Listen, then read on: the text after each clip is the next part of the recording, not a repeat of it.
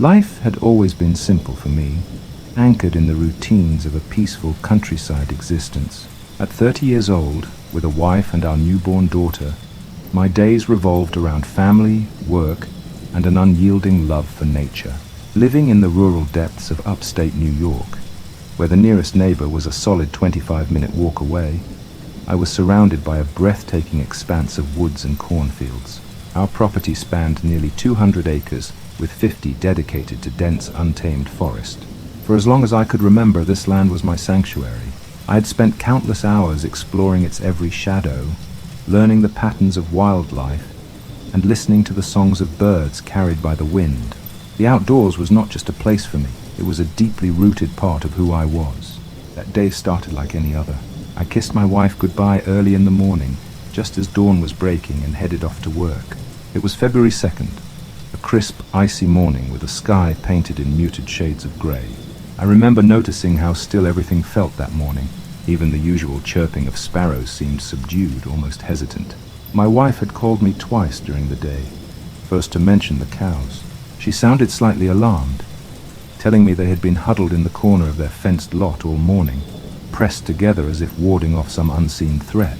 I brushed it off, assuming they were spooked by coyotes or some other nuisance. Later, she called again, this time to tell me about our dog.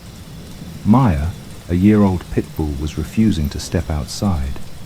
Normally bold and protective, she cowered by the door, trembling, her tail tucked tightly under her body. That caught my attention. Animals sense things we can't. Still, I dismissed it, reassuring her that I would look into it when I got home. The sun was already setting by the time I turned onto the dirt road that led to our house. The fields on either side were shadowed, their once golden stalks turned skeletal by winter's grip. As I approached our home, my eyes were drawn to the cows again. There were 12 of them, fully grown, each over 1,000 pounds, and yet they were pressed together in a corner of their lot, trembling like leaves. Their collective weight had bent the fencing inward. Something was terribly wrong. My stomach knotted as I parked the truck. The eerie silence around me felt oppressive. There was no wind, no sound of birds, not even the distant rustling of leaves. As I stepped out, I heard it for the first time, a deep, guttural growl. It was unlike anything I had ever heard. The sound reverberated through the cold air, raising every hair on my body. It was a mix of a snarl and a scream, an otherworldly noise that defied explanation. I froze, my heart hammering in my chest as I scanned the darkening woods for any sign of movement. But there was nothing, just the impenetrable shadows of the trees, standing silent and still. I hurried inside, my mind racing. My wife met me at the door, her eyes wide with fear. She pointed me toward the side of the house where deep gouges marred the siding. There were 4 distinct lines, as if something with massive claws had raked across it. The sight sent a chill down my spine. Then it came again, the growl. It was closer this time, louder, and filled with a malevolent energy that made my blood run cold. My wife clung to my arm, her voice trembling as she whispered, "What is that?" I called my neighbor, Gene, who lived a few miles up the road. Gene and I often hunted together, and I knew he would take me seriously. When I explained the situation, he agreed to meet me with his shotgun. Armed with my own 12-gauge and a high-powered spotlight, we climbed into the buggy and headed into the woods. The night had fully descended by then, wrapping the forest in an impenetrable darkness. The only light came from the buggy's headlamps, casting long, eerie shadows that danced with every bump in the road. The first sign of trouble came when we spotted the deer. They burst from the trees in waves, their white tails flashing as they fled. It wasn't just a few deer, there were dozens, sprinting in panicked groups that barely registered our presence. Jean and I exchanged uneasy glances. Deer didn't behave like this unless something had sent them into a frenzy. Then we heard it. A heavy, rhythmic breathing coming from somewhere in the trees. I killed the engine, and the silence that followed was deafening. My pulse thundered in my ears as I swung the spotlight into the woods. For a moment there was nothing, just the gnarled trunks of trees and the skeletal branches above. And then I saw it. At first it was just a silhouette partially obscured by a massive oak, but as the spotlight caught it fully, my breath hitched in my throat. It was enormous, at least 8 feet tall, with a massive muscular frame covered in short, dark fur. Its head was unmistakably canine, with pointed ears and a long, narrow snout, but it wasn't a dog. Its body was too human, its movements too deliberate. Its eyes glowed with an unnatural amber light, reflecting the beam of my spotlight like two burning coals. Jean whispered a string of curses under his breath, and I heard the click of his shotgun. Before I could react, he fired. The first shot hit the creature square in the chest. I saw the spray of blood, the way its massive body recoiled. But it didn't fall. Instead, it let out a scream, a blood-curdling, bone-chilling sound that echoed through the woods and seemed to rattle the very air around us. The creature's scream was like nothing I had ever heard, a sound so piercing and guttural it reverberated in my chest. It felt primal, like a warning ripped straight from the depths of some ancient predator's instinct. Jean fired again, pumping the shotgun quickly, his hands trembling. The second shot hit the creature's shoulder, jerking its massive form back against the tree. But it still didn't fall. Instead, it dropped to all fours, snarling and glaring at us with those glowing amber eyes. "Go! Drive!" Jean yelled, his voice cracking with panic. My hand fumbled for the buggy's ignition, the keys trembling in my grip. Finally, the engine roared to life, and I slammed my foot on the gas. The vehicle lurched forward, tires spinning on the uneven dirt road, and we barreled deeper into the woods. The buggy's headlights carved narrow beams through the trees, illuminating the endless trunks and underbrush as we sped along the narrow trail. I dared to glance in the side mirror, my heart dropping when I saw the creature bounding after us. Its movements were unnervingly fast, a blur of dark fur and rippling muscle. It was running on two legs, its strides impossibly long, covering ground faster than I thought possible. "Is it still behind us?" Jean asked, his voice barely audible over the growl of the engine. I didn't answer. I couldn't. My eyes were fixed on the road ahead, my hands gripping the wheel so tightly my knuckles turned white.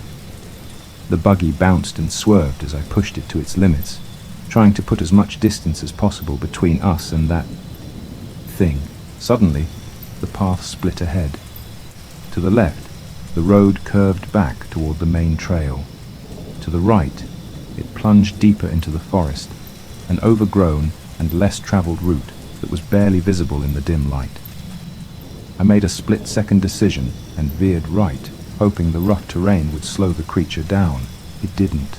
The buggy's tires skidded and bounced over the uneven ground, throwing us violently against our seats. Jean clung to his shotgun, his knuckles just as white as mine. I risked another glance in the mirror, and my stomach clenched when I saw the creature was even closer now, its hulking form illuminated in the red glow of the tail lights. It wasn't just running, it was leaping, covering 15 or 20 feet in a single bound, closing the gap between us with terrifying ease. Before I could react, there was a loud thud and the buggy lurched to the side. The creature had slammed into us, its massive hand clawing at the rear of the vehicle. I felt the impact reverberate through the frame, the metal groaning under its strength. Jean screamed and fired his shotgun again, the muzzle flash briefly illuminating the creature's snarling face. This time the shot hit its leg and it stumbled, falling to the ground in a heap. I hit the gas even harder, the engine whining in protest as we surged forward. The buggy skidded around a corner, narrowly avoiding a tree, and I fought to keep it on the trail. My heart was pounding so hard it felt like it might burst. But for the first time I dared to hope that we might actually escape. That hope was short-lived. A moment later, I heard the sound of crashing branches to my left. The creature wasn't behind us anymore, it was beside us, smashing through the underbrush like a freight train. I turned my head just in time to see it leap out of the shadows, its massive form landing mere feet from the buggy. Its eyes locked on mine, and for a split second, time seemed to freeze. I will never forget the look in those eyes. There was intelligence there, a cold, calculating awareness that sent a shiver down my spine. This wasn't just an animal. This was something far worse. Before I could react, the creature lunged at the buggy, its claws raking across the metal frame with a deafening screech. Jean fired again, but the creature moved too quickly, dodging the shot with unnatural agility. It leapt onto the hood, its massive claws digging into the metal as it stared through the windshield at me. I could see its teeth now jagged and impossibly sharp, glinting in the dim light. "Shoot it! Shoot it!" I screamed, my voice hoarse with terror. Jean fumbled with the shotgun, trying to reload, but the creature was too fast. It slammed its hand down on the windshield, cracking the glass. I ducked instinctively, my hand still gripping the wheel, and swerved wildly, trying to throw it off. The buggy veered off the trail, crashing through bushes and small trees before skidding to a stop in a clearing. The creature was thrown from the hood, tumbling to the ground in a heap. For a moment, everything was still. I could hear nothing but the pounding of my heart and the rasping of my own breath. Then it rose. Slowly, impossibly, the creature stood, its hulking frame towering over us in the dim light. Blood dripped from a wound in its chest where Jean's earlier shot had hit, but it didn't seem to care. It let out another roar, louder and more guttural than before, and I felt the sound reverberate in my very bones. I knew then that there was no escaping this. This wasn't a predator looking for food. This was something far worse. Something that wanted to hunt us, to toy with us, to make us suffer. The creature took a step forward, its massive claws leaving deep gouges in the ground. I couldn't move, couldn't think. My entire body was paralyzed with fear as I stared at this monstrous figure, its amber eyes glowing with an intensity that felt almost supernatural. Jean, finally reloading his shotgun, broke the spell with a sharp cry. "Get behind me!" he shouted, raising the weapon and firing again. The shot hit the creature square in the chest, and for the first time it staggered backward, its massive frame lurching from the impact. But even then, it didn't fall. Instead, it bared its teeth and snarled, a sound so guttural and primal that it made the hair on the back of my neck stand on end. I scrambled out of the buggy, my legs feeling like jelly as I tried to put some distance between myself and the monster. Jean fired again, this time hitting its shoulder. The creature roared in fury, the sound echoing through the clearing, and then it charged.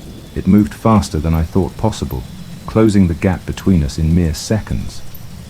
Jean barely had time to raise his shotgun again before the creature swatted it aside with a single powerful swipe. The weapon flew through the air, landing somewhere in the underbrush, and Jean was left defenseless. I watched in horror as the creature lunged at him, its massive claws swinging in a deadly arc. Jean managed to dodge to the side, but the movement was awkward, and he stumbled, falling to the ground. The creature loomed over him, its teeth bared, ready to strike. "Hey!" I shouted, my voice breaking with desperation. I didn't know what I was doing. I didn't have a weapon, didn't have a plan. But I couldn't just stand there and watch as it killed him. The creature's head snapped toward me, its glowing eyes locking onto mine. For a moment, I thought I had made a terrible mistake.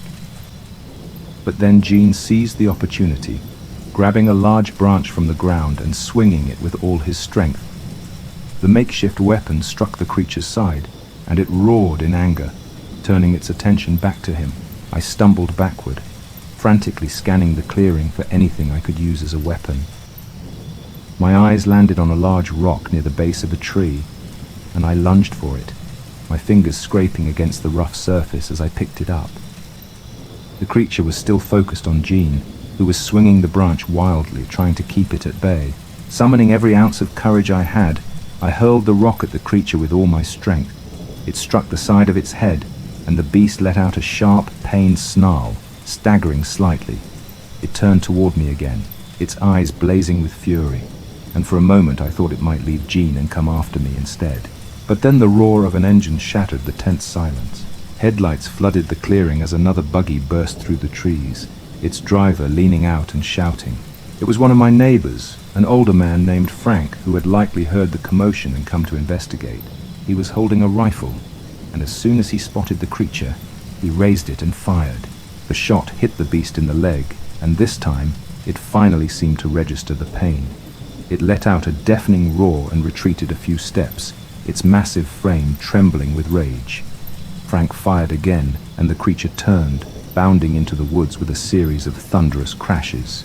For a long moment, none of us moved. The clearing was eerily silent, the only sounds the rustling of leaves and our ragged breathing. Then Frank spoke, his voice shaky. "What in God's name was that?" Jean and I exchanged a look, both of us too stunned to answer. Finally I managed to speak. my voice barely above a whisper. "I don't know, but it's still out there." Frank nodded grimly, his eyes scanning the tree line as if expecting the creature to return at any moment. "We need to get back to the house. Now." We piled into Frank's buggy, leaving my own vehicle behind in the clearing. The ride back to the house was a blur, my mind racing with 1,000 questions. What was that thing?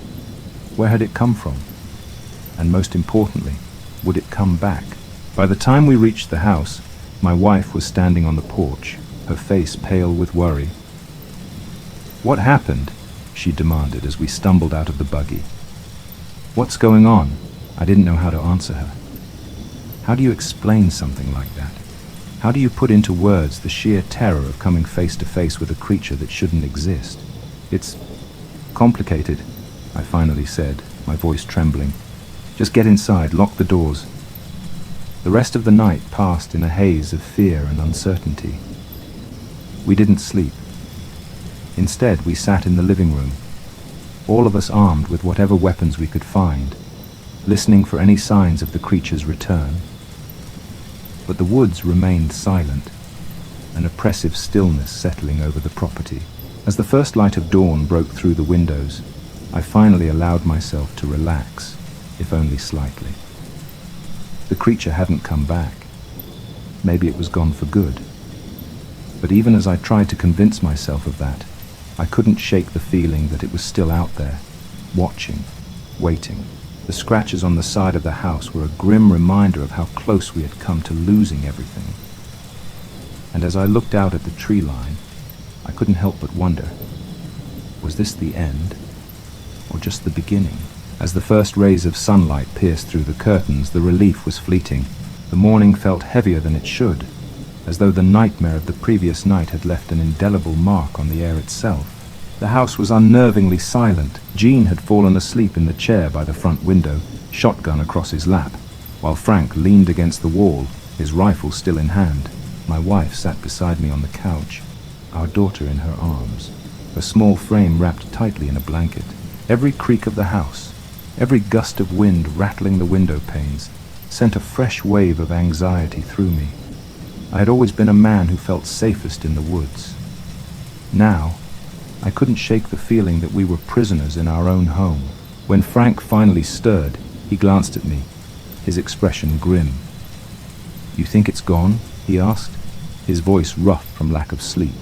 I shook my head. "I don't know," I admitted, "but I doubt it." Jean groaned as he shifted in the chair, rubbing his eyes before glancing out the window. "We need to figure out what to do," he muttered. "That thing, it's not natural." No one argued with him. What could we say? None of us had any answers. All we knew was that something monstrous had invaded our lives, and we had no idea how to stop it. Later that morning, as the sun climbed higher into the sky, Frank suggested we go out to inspect the property.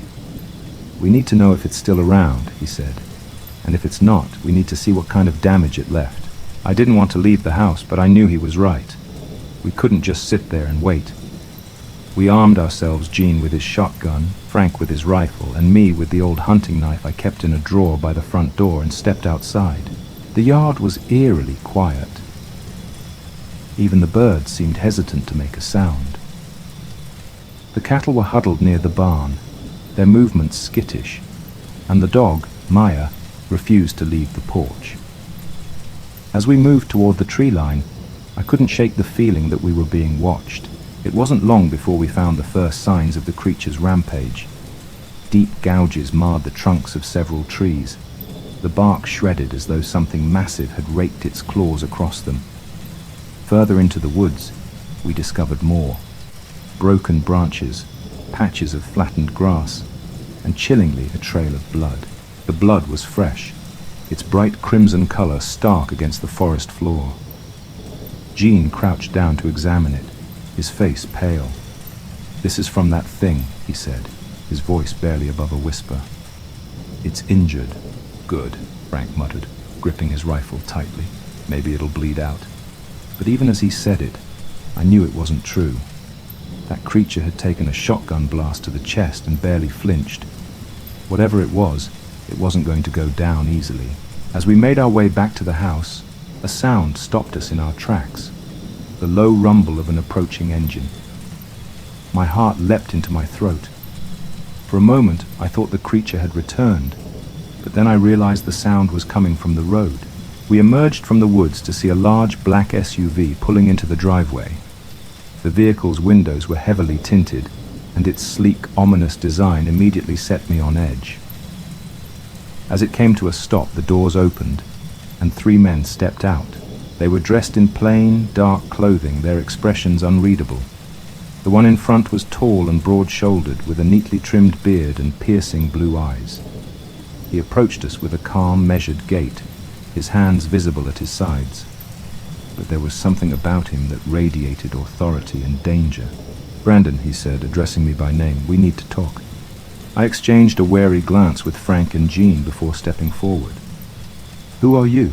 I asked, my voice steady despite the unease churning in my gut. The man didn't answer right away. Instead, he reached into his jacket and pulled out a badge, holding it up for me to see. It bore no recognizable insignia, just a simple emblem of a wolf's head surrounded by a circle of stars. "My name is Agent Daniels," he said. "I'm with a division of the government that deals with unusual occurrences." "Unusual occurrences?" I repeated, my voice tinged with disbelief. "What the hell does that mean?" "It means we know about the creature you encountered," he said, his tone matter of fact, "and we're here to handle it." The conversation that followed was one I'll never forget. Agent Daniels didn't mince words. He told us that creatures like the one we'd seen were real, though rare, and that the government had been monitoring them for years. "They're not animals," he explained. "Not in the way you'd think. They're intelligent, cunning, and highly territorial. When one shows up, it's our job to make sure it doesn't become a threat." "And how exactly do you plan to do that?" Frank demanded, his grip tightening on his rifle. Daniels didn't flinch. "That's classified," he said. "But I can assure you we have the situation under control." I wasn't convinced. "You mean to tell me this thing has been roaming around and you've known about it?" I asked. "Why didn't you warn us?" Daniels sighed. "Because creatures like this are complicated. If the general public knew about them, it would cause mass panic. Our job is to contain the situation quietly and efficiently." Jean let out a bitter laugh. "Quietly and efficiently? Tell that to the people it's terrorized." Daniels didn't respond to that. Instead, he gestured toward the woods. "We've already begun our search. I'd advise you to stay inside and let us handle it." As the agents disappeared into the woods, I couldn't shake the feeling that they weren't telling us everything. Their presence only raised more questions. How many of these creatures were out there? How long had the government known about them? And most importantly, what would happen if they failed? That night, as darkness fell once again, the unease in my chest grew stronger. The woods seemed alive with shadows, each one darker and more menacing than the last. The creature was still out there, I was sure of it. And though the agents claimed they had it under control, I couldn't bring myself to believe them. I sat by the window, staring out into the blackness, my knife in one hand and my pistol in the other. I didn't know what the morning would bring, but I knew one thing for certain. The nightmare was far from over. The hours stretched into the night, each second dragging under the weight of tension that pressed on all of us like a suffocating fog. Inside the house, silence reigned, broken only by the occasional creak of the old wood and the soft murmur of my wife as she tried to comfort our daughter. Jean and Frank took turns patrolling the windows, their weapons at the ready, while I sat at the kitchen table, my mind racing with thoughts I couldn't push aside. What if the agents failed? What if the creature returned? The thought of those glowing eyes and that hulking, monstrous form sent a shiver down my spine. No matter how many times I tried to reassure myself, the memory of its snarling visage refused to fade. And then there was the smirk, that haunting, almost human smile that had chilled me to my core. It wasn't just a beast, it was something far worse. A sudden knock at the door shattered the quiet, making all of us jump. I leapt to my feet, my hand instinctively going to the knife at my belt. Jean raised his shotgun, motioning for us to stay back as he approached the door. "Who's there?" he barked, his voice firm but strained. "It's Daniels," came the reply. "We need to talk."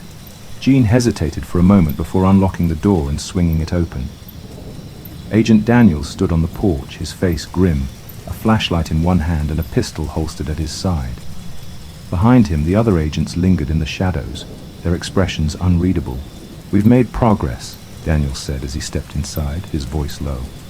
"But there's something you need to know." Daniels didn't waste time with pleasantries. He gestured for us to gather around and began to speak, his words measured and deliberate. "The creature you encountered is more dangerous than we initially believed," he said. "We've tracked it to a den deep in the woods, but it's not alone." The air seemed to grow colder at his words. "What do you mean, not alone?" I asked, my voice barely above a whisper. Daniels met my gaze, his expression grave. "There's evidence of others," he said. "Tracks, markings, and signs of a pack. We're dealing with more than one." Jean let out a string of curses under his breath, while Frank's knuckles whitened around the grip of his rifle. My wife, who had joined us at the table, reached for my hand, her grip tight with fear. "How many?" I asked, my heart pounding in my chest. Daniels shook his head. "We don't know for sure. 2, maybe 3. But the behavior we've observed suggests they're working together. That's unusual. Most of these creatures are solitary. And what does that mean for us?" Jean demanded, his voice rising. "Are we sitting ducks here while you guys play cat and mouse in the woods?" Daniels held up a hand. "We're doing everything we can to neutralize the threat," he said. "But until we've contained the situation, I need you all to stay inside. Lock your doors, keep your weapons close, and do not, under any circumstances, go outside after dark." His words did little to ease my growing sense of dread. If the creature or creatures wanted to get in, I doubted a locked door would stop them. The night wore on, each passing hour a test of endurance. We huddled in the living room, the tension so thick it felt like a living thing. Outside, the woods seemed to hold their breath, the usual nighttime symphony of crickets and owls eerily absent. Even the cattle were silent, their earlier agitation replaced by an unnatural stillness. At one point, Jean turned to me, his face pale and drawn. "You think those agents can really handle this?" he asked. I wanted to say yes, to offer him some semblance of hope, but I couldn't lie. "I don't know," I admitted. "But we don't have much of a choice." Around midnight, a sound broke the silence. A low, guttural growl that seemed to come from everywhere and nowhere all at once. My heart stopped as I glanced at the others. Jean was already on his feet, his shotgun raised while Frank moved to the window, his movements cautious but swift. "It's close," Frank whispered, his voice trembling. Daniels, who had stayed behind with us, motioned for everyone to stay quiet. He moved to the door, his hand on the hilt of his pistol, and peered outside through the peephole. After a moment, he turned back to us, his expression grim. "Stay here," he said. "I'll handle this." Before any of us could protest, he stepped outside, closing the door quietly behind him. We listened as his footsteps faded, leaving us alone in the suffocating silence. It wasn't long before chaos erupted. A series of gunshots rang out, shattering the quiet night. My wife let out a gasp, clutching our daughter tighter as the rest of us scrambled to the windows. Through the glass, I could see the flashes of muzzle fire in the distance, accompanied by the unmistakable sound of snarls and growls. "They've found it," Jean muttered, his voice barely audible. I could only watch, my stomach twisting in knots as the battle unfolded. The agent's strategy was methodical. They moved in coordinated formations, their weapons trained on the shadows. But the creature or creatures were relentless, their movements impossibly fast and fluid. At one point, I caught a glimpse of a hulking silhouette darting between the trees, its glowing eyes fixed on the men pursuing it.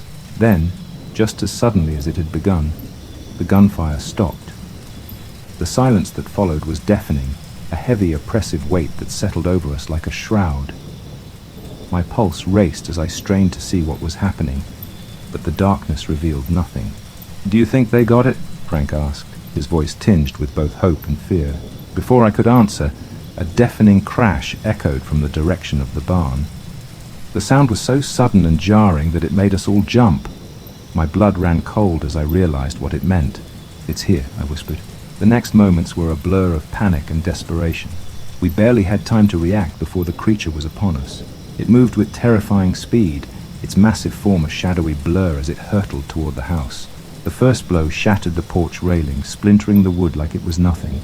The second sent the front door flying off its hinges, the sound of the impact reverberating through the house. Gene fired first, his shotgun blast echoing like thunder. The creature recoiled but didn't fall, its glowing eyes locking onto him with a fury that froze my blood. Frank followed suit, his rifle barking as he sent round after round into the beast. Each shot seemed to stagger it, but it wasn't enough. It kept coming. "Get upstairs!" I shouted to my wife, pushing her toward the staircase. She hesitated for a moment, her eyes wide with fear, before obeying. I turned back to see Gene being thrown across the room, his body slamming into the wall with a sickening thud. Frank was reloading, his hands shaking as he tried to steady his aim. I didn't think. I couldn't. I grabbed the knife from my belt and lunged at the creature, the blade sinking into its side. It let out a deafening roar, its massive hands swiping at me and sending me crashing to the floor. The pain was immediate and all-consuming, but I forced myself to get up, adrenaline overriding everything else. Daniels appeared then, his face bloodied but determined. He held a device in his hand, a small black cylinder that emitted a high-pitched whine. The creature froze, its body convulsing as the sound seemed to overwhelm it. Daniels shouted something I couldn't hear over the noise, and the other agents stormed in, their weapons blazing. The creature let out one final, ear-splitting roar before collapsing to the ground, its massive body heaving with labored breaths. The agents moved quickly, securing it with chains and restraints that seemed to glow faintly in the dim light. Daniels turned to me, his expression a mix of relief and exhaustion. "It's over," he said, but as I looked at the creature, its glowing eyes still fixed on me, even in defeat, I couldn't shake the feeling that this was far from the end. The creature lay motionless, its chest heaving as it drew shallow, ragged breaths. The agents worked quickly, wrapping it in heavy chains that seemed to emit a faint, otherworldly glow. I could still hear the high-pitched whine from Daniel's device, though it had grown quieter, its intensity now subdued. The eerie glow of the chains cast strange shadows on the walls, painting the scene with an almost surreal quality. My legs felt like they might give out beneath me, but I forced myself to stay upright. Gene groaned from where he'd been thrown, his face pale as he clutched his ribs. Frank had managed to steady himself, though his hands were still trembling as he reloaded his rifle. My wife and daughter were upstairs, safe for the moment, though I doubted they felt secure. Daniels approached me, his face grim. "We've got it," he said, his voice heavy with exhaustion. "But this isn't the end." "What do you mean?" I asked, my voice hoarse. I glanced at the creature, its eyes still glowing faintly in the dim light. "You said it's over." Daniels shook his head. "This one might be down, but there are more out there," he said, "and now they know about you." The weight of his words settled over me like a shroud. I looked back at the creature, its body massive and grotesque even in defeat. The idea that there could be more of them lurking in the woods waiting for the right moment to strike was almost too much to bear.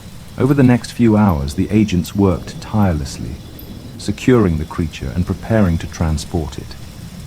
They moved with precision and efficiency, their demeanor cool and professional despite the chaos we had just endured.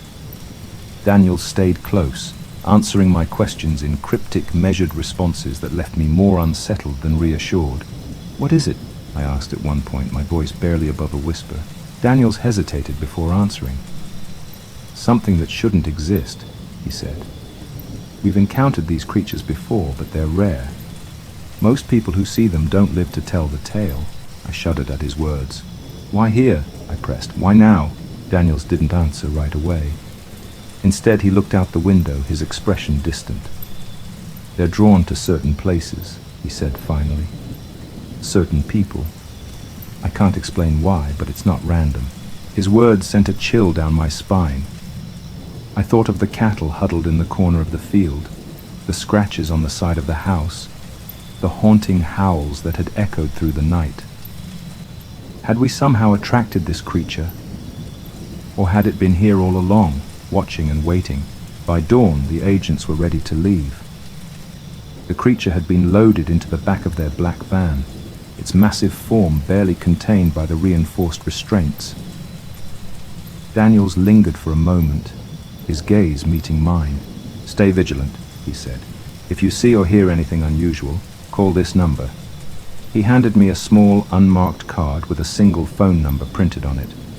"And for your own safety, don't tell anyone about what happened here." I nodded, though the words felt hollow. How could I possibly go back to my life after what I had seen?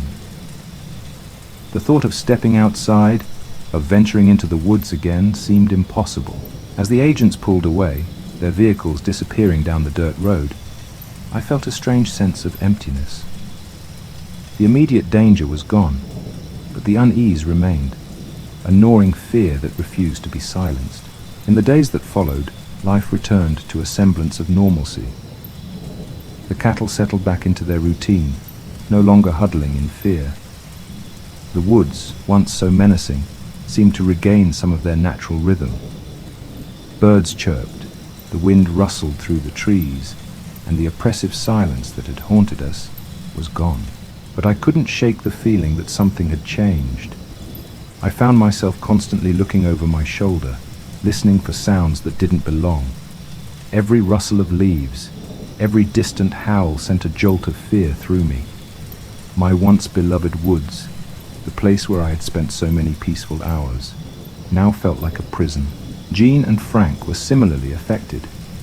Jean refused to leave his house after dark, while Frank spoke of moving away altogether. "It's not worth it," he said one evening over a beer. "Whatever they are, they don't belong here, and I'm not sticking around to find out what happens next." As much as I tried to put the incident behind me, I couldn't escape the lingering questions. What were these creatures? Why had they come here? And perhaps most unsettling of all, would they come back? I thought often of Daniel's warning, his cryptic words echoing in my mind. "They know about you." It was a chilling thought, one that kept me awake at night. Had we crossed some invisible line by confronting the creature? Had we become a target, marked in some way that I couldn't understand? The weeks turned into months, and though the fear began to fade, it never disappeared entirely. I avoided the woods, sticking close to the house whenever possible. My wife tried to reassure me, her gentle words a balm to my frayed nerves. But even she couldn't fully understand what I had been through. And then one night I heard it again, the howl. Low and guttural, it echoed through the trees, sending a chill down my spine. I froze, my breath catching in my throat as I listened. It was faint, distant, but unmistakable. They were still out there. In the end, I came to a sobering realization. Some things aren't meant to be understood. The world is vast and mysterious, filled with wonders and horrors that defy explanation. What I had encountered was a glimpse into that unknown, a reminder that humanity does not hold dominion over the earth as we like to believe. I could spend the rest of my life searching for answers, trying to unravel the mysteries of that night. But what would it change? The creatures would still be out there, lurking in the shadows, waiting for the right moment to reveal themselves. And so, I chose to move forward, not without fear, but with a renewed sense of respect for the unknown. The woods may never feel safe again, but they are no longer my enemy. They are a reminder of the fragility of our existence, of the thin veil that separates us from the wild, untamed forces that surround us. As I write these words, the memory of that night still lingers, vivid and unrelenting. I don't know what the future holds, but I do know this. We are not alone, and perhaps that is the most terrifying truth of all.